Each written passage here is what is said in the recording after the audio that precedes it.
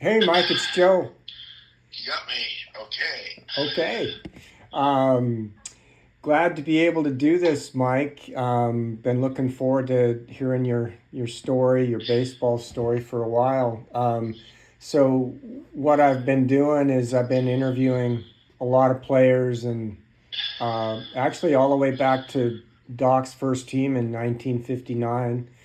I've talked to Baldy Sell and Kevin Sell and a few of the other players, Rod Tandy that you played with, all the way Right. up through the 90s, and all of it is, the interviews go in a book, and um, that's going to be published in June of next year. So I just wanted to let you know that's why I'm doing all this, and it's been great getting in touch with everybody.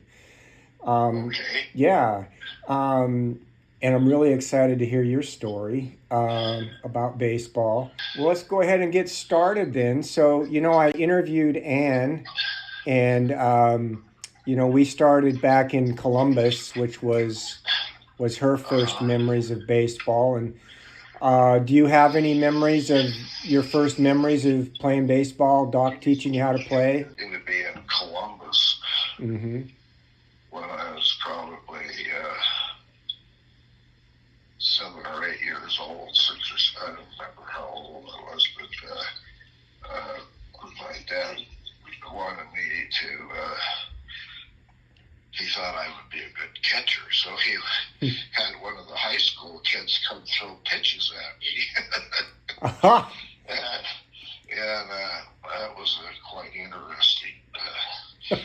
So, yeah, all I got was a sore hand out of that.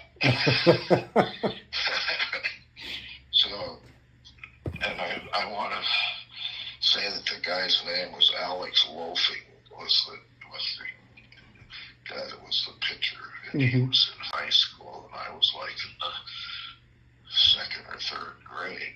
Mm. That sounds like Doc. Yeah. No, just easy. Just catch the ball, no problem. Mm-hmm. So, So yeah, that's what I first thing I can remember anyway. and then did he coach you in Little League and Pee Wee there in Columbus? Do you remember, Mike, or did you play Little League or Pee Wee there? No, I didn't in Columbus.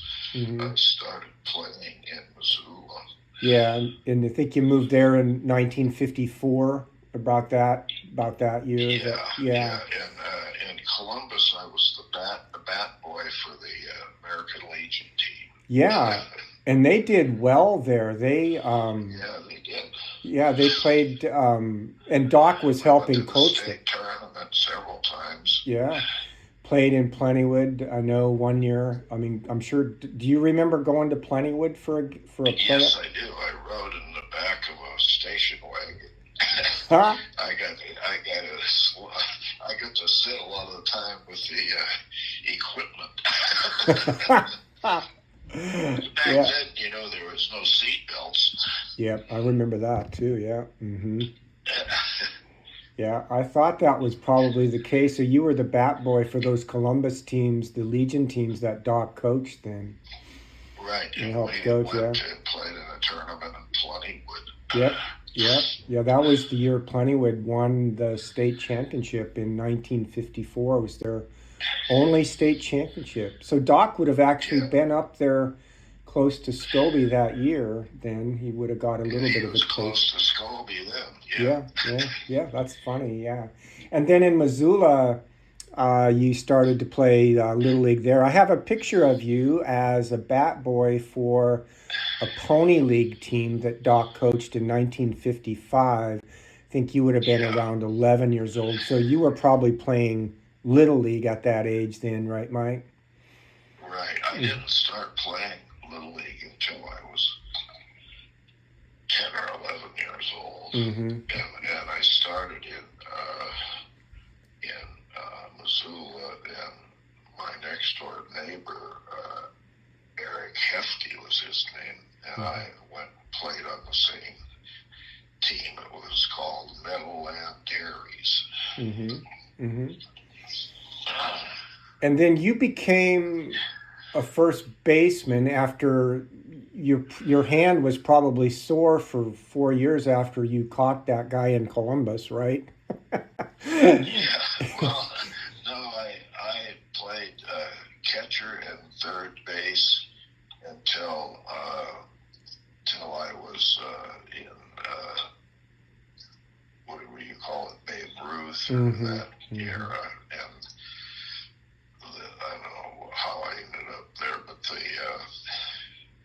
I don't remember who the coach was for sure, but anyway, I was playing third base, so they needed a first baseman, so they said, you play first base. I said, oh, okay. So then I played first base from then on. Yeah, I didn't start out there. Oh, yeah. I started out being a catcher, and then I moved to third base. Because I was the only one who could throw the ball all the way across the infield to get to the third base. Anyway, yeah, so it just slowly progressed and then when I was at Babe Ruth, then I played first base, and then I should have been playing Babe Ruth in '59. Right. And when we moved to Scobey, well, I, like Dwayne, and I and Rod Tandy was at that age too, I think. Rod Tandy and Bill Larry Thompson. Reese, all of that crowd were all the same age. I was a year behind in school. They were freshmen, and I was an 8th grader. Oh, Turk Forchuk was in my class. And Turk and I were 8th graders, and the other about 4 of them were freshmen. And then we had to stick with 2 older guys, Kevin Sell and Bob Rowland. Yeah. And the rest of us were all freshmen or grade school. Yeah, yeah. Do you remember, when you moved to Scobey? I remember when I talked to Ann, I asked her about, moving from Missoula to Scobey. That's quite a change. And I think she said, I think Marge said, yeah, we're moving to Scobey. And Ann asked, what's a Scobey? What was that experience like, Mike? Well, I wasn't very excited about moving there either, because I was in the middle of my 8th grade. And, I'd grown up in Missoula, and all my friends, I went to the same grade school. Right. And I was going to be going to high school the next year, and then get pushed to some place I didn't know a soul. Yep. That wasn't very much fun. I revolted against it at first, but it doesn't do much good to do that, because wherever Dad said we're going, we're going. So, but I managed to get through school. Academics were easy for me. I got mostly A's and some B's in school, so that created some problems. Sometimes back then you get made fun of for being smarter. Yes, I remember that. Yeah. But anyway, and there was guys in my class. One of them was Ben Danielson and Turk Forchuk. I'm trying to think of anyone. I can't remember names now. And and then I wasn't much of a basketball player, but I went out to play basketball anyway in the wintertime. And I went to take a shower and went to put on my clothes. I found that somebody had thrown all my clothes in the shower. Oh no. And it was 20 below zero out. Of course it was. So I put all my clothes on and walked home, and they were frozen by the time I got home. Oh my God. Anyway, So I think the coach there was John Duda, if I remember right. And he was the PE teacher too. Yeah. So the next week, he announced that we were going to have boxing for PE. Well, I had taken boxing lessons, and my dad had taught me a lot about boxing. And so these guys all, Ben and Turk and that were harassing me. So Turk says, well, I'll box Norman. I said, okay. And Turk was a fairly small guy. I mean, I'm not great big, but I was quite a bit bigger than him. And he came out. He didn't know, obviously, he didn't know anything. You know, he put on these big boxing gloves. He didn't. He came out just trying to swing big roundhouse swings, and so I just blocked everyone, and then he got a little closer, and I just get him you know, 2 left jabs and a right uppercut, and I knocked him out. Out cold in the gym. And so they had to take him to my dad's office. Oh, no. Can you believe that?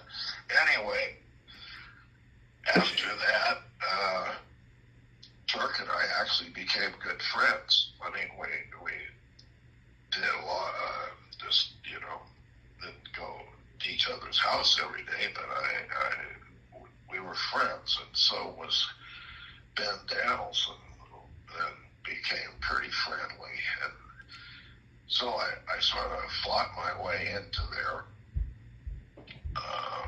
Literally. Which is kind of an unusual story, huh? It is. That's what great. Happened. And the last time I saw Turk was about in the 80s sometime, I think. Early 80s, late 70s. Maybe it was late 70s. I don't know. We were riding on the train, either coming or going to Scobey from the West Coast, and Larry and I, and there's Turk sitting, and jumped up and said hi, and I said, holy smokes, how are you, you know? And then I introduced him to my wife, and anyway, that's the last time I've seen him. Nothing to do with baseball, but you asked how did I get along getting to Scobey. That's what happened to me. And no, that's a great story. That spring, then baseball came, and my dad convinced me, well, you're plenty big enough to play ball, so just get out there and play. And so I did. And Dwayne I met because he lived just down the street from me.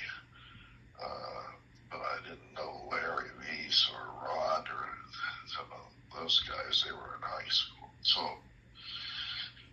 I got to be pretty good friends with Dwayne. Still are. And Rod and I got along okay. And Larry. And Bill Thompson was another one. He was our left-handed pitcher. Yep. And so we started out playing baseball, and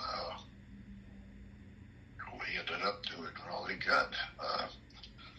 To the surprise of most of the folks in town, that how can you take a bunch of 8th graders and freshmen and go win the divisional playoffs, you know? Yeah. So yeah, against Fort Peck. We went to Laurel to play, and we got beaten Laurel, but not that bad. Actually, in that summer, I broke my wrist, my left.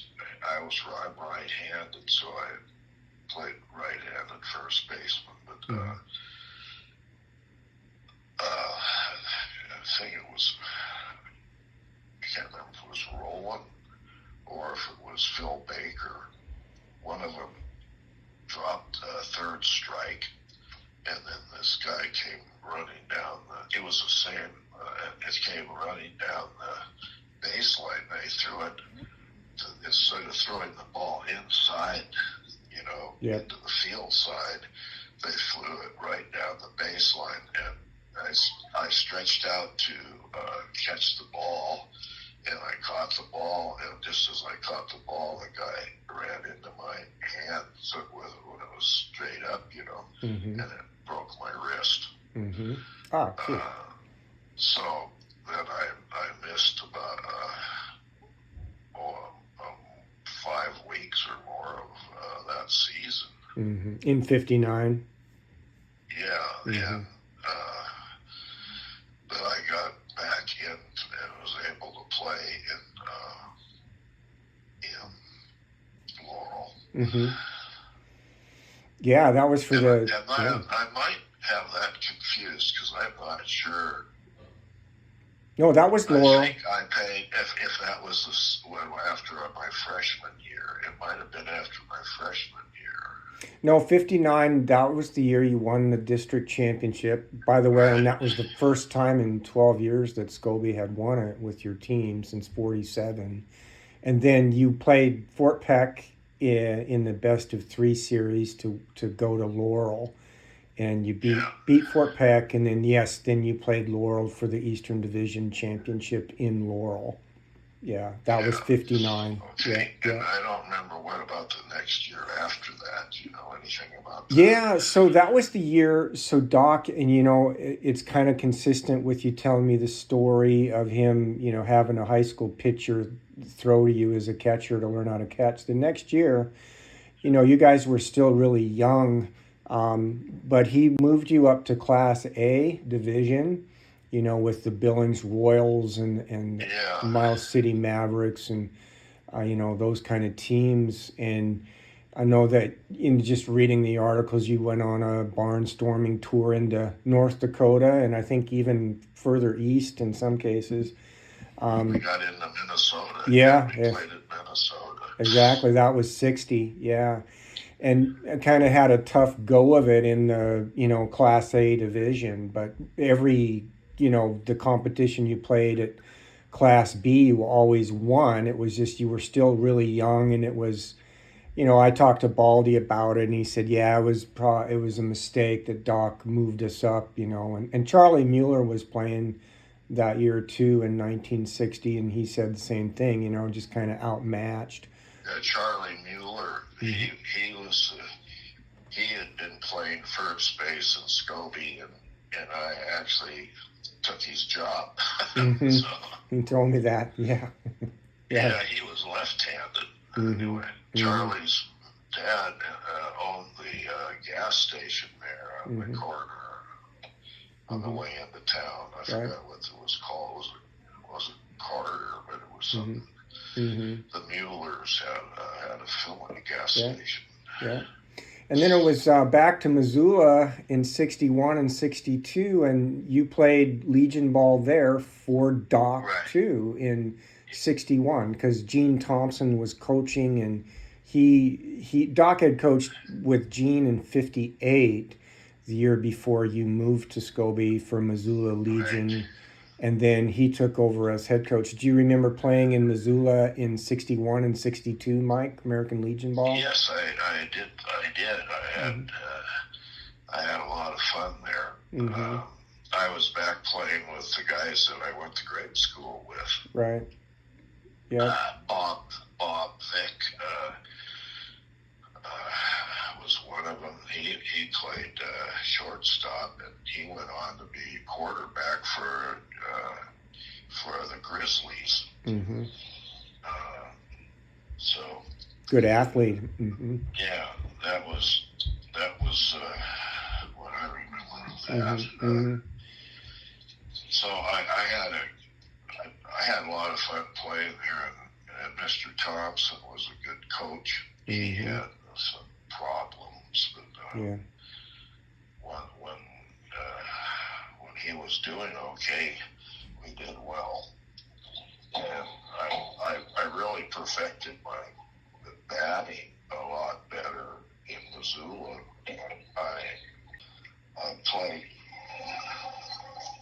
played with a Jackie Robinson handled bat, Scobey, and that, and Mr. Thompson taught me how to use like an Ernie Banks, a fairly big barrel, but thinner handle, and you got more whipping on the bat that way. Bat speed. I started hitting a lot longer balls. Yeah, everyone I've talked to said Gene Thompson's a good coach. Pardon? Everyone that I've talked to has said Gene Thompson was a really good baseball coach, both pitching and, in your case, hitting. I know I've talked to a lot of pitchers who said he really helped them out with their pitching as well. Yeah. And one of the things. Doc was there when I was a junior, I think. Yeah, in '61. Yeah.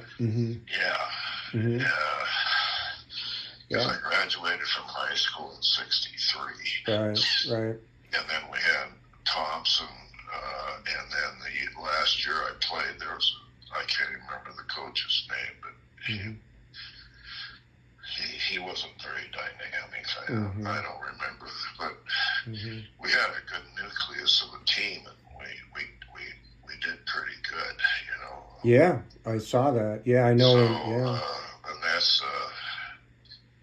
that's what got me onto Oregon. Yeah, you played baseball at the University of Oregon. I didn't have a scholarship or anything. I was basically an invited walk-on. But I made the team, and I played about 50% of the time. Wow.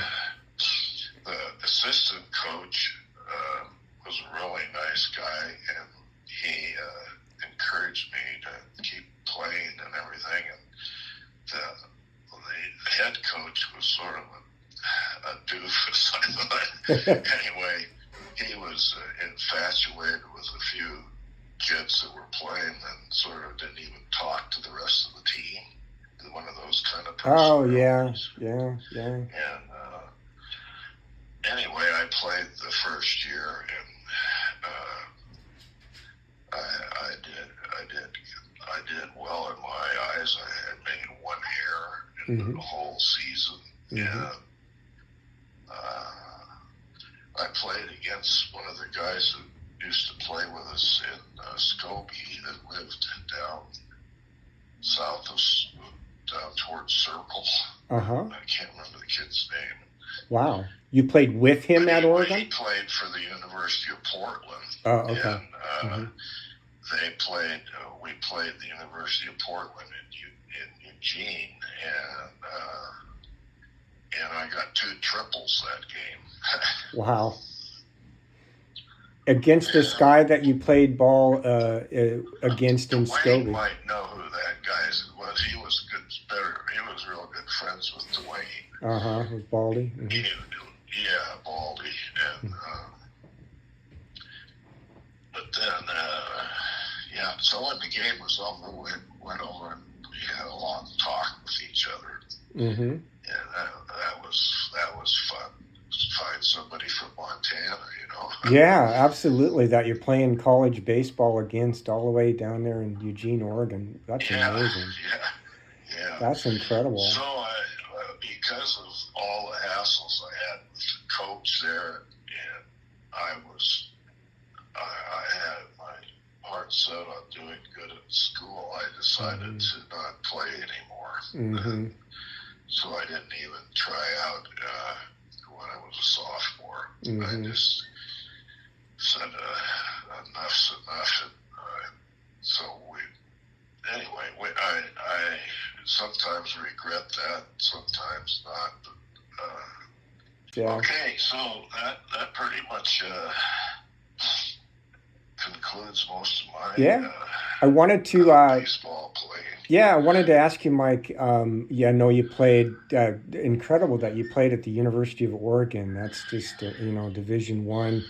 And then when Doc moved back to Scobey with the family, then you played with the Plainsmen. I think in the summers. Do you have any memories of playing with the Scobey Plainsmen when you went back there for a few of those Yeah, summers? yeah. That's when well, there was several of us, all Dwayne and I think Rod Tandy did, and I'm not sure about Rod, but I thought he did. Mm-hmm. And there was 3 or 4 of us from that '59 Legion team that played, Mm-hmm. and we traveled around. They played in Plentywood. We played some teams in Canada, Mm-hmm. and Yep. and yeah, one of my best memories is I got a home run off a Canadian team there at Scobey. Uh-huh. And I never hit a home run in Scobey. Oh, wow. In Legion ball or anything, so that was kind of fun. Yeah, for the Plainsmen. Yeah, yeah. Well, you were only 14 or 15 when you played Legion ball, so Yeah. So I was wasn't near as strong as I was when I got to be in college. But, yeah. yeah. Oh, that's great. Yeah. So that was we had fun doing it. It was just we're just playing for fun basically. Mm-hmm. Yeah, just the love of the game. And we beat that Canadian team.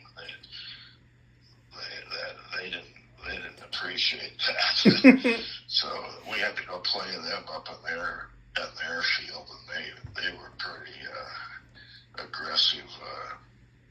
Mm-hmm. I'd call sort of low end players doing dirty tricks and trying to step on your foot or things when you're just little things that guys do in baseball. Yeah. Anyway. Yeah. The non-contact sport, Yeah. That's the only. I played football in Missoula, and I never got hurt. Mm-hmm. And I played baseball in Scobey and broke my wrist. Yeah. Non-contact sport. Yeah. One of the things I always ask, so now that we've gotten your career through the Plainsmen and playing at Oregon, is after the Plainsmen and later on, did you ever get involved in coaching softball or baseball or anything like that, Mike, through the years? No, I didn't. Mm-hmm. I tried to get my daughters to go play softball, and they didn't want to. Yep. Mm-hmm. I would have. Yeah, and they wanted. Their friends played soccer, and so they all became really good at soccer. Mm-hmm. Middle-aged one, Jennifer, who lives in Bend now, she was the best one. She got a 4-year scholarship to Creighton University. Jeez. So wow, Division I, that's amazing. Which is Division I soccer for girls. So so I never did do any more with baseball. I have only daughters. Mm-hmm. Yeah, me too. Yeah, I coach both in soccer. So I spent my time with them, and I learned the game of soccer. And I ended up coaching soccer. But no more than to do anything else with baseball. Yeah. I always end the interviews by asking, do you have a favorite Major League Baseball team, Mike? I really don't. I guess I watched the Mariners just because they're sort of the local team for Alaska. Yeah. That's about it. And so I would say the Mariners is the only team I followed very much. Yeah, because they come on TV, you get regional TV coverage. Well, Mike, this has been awesome to hear your baseball story from when you learned how to catch by catching a high school baseball player through playing at the University of Oregon. That's quite a story. They got me all suited up and with a chest protector and a mask and everything. And then eventually, that summer, I was sitting there and having somebody try to bunt or something in front of me, you know. Every once in a while you get a foul ball. But, Right. Yeah, I learned a lot from that experience. Oh, one thing. So we are having a blues reunion next summer. It's during the Scobey all class reunion, June 26th to 29th. So a lot of former players are going to be there. Maybe even some of the players you played with in '59. So maybe there's a chance that I'll get to meet you there. I'll keep that in mind. And Yeah. maybe if you send me a text or something this winter. Oh, absolutely, Mike. Because we're going to do some traveling next summer.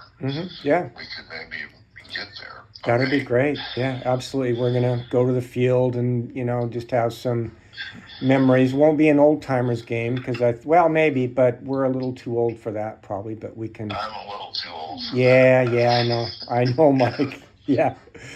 But anyway, I wanted to let you know that, and hopefully I'll get to see you and maybe meet you there. But thanks for your time, Mike, and I hope you have a great rest of your day. Thank you. You bet. Bye. Take care. Good luck now. Thank you, Bye. Mike. Bye.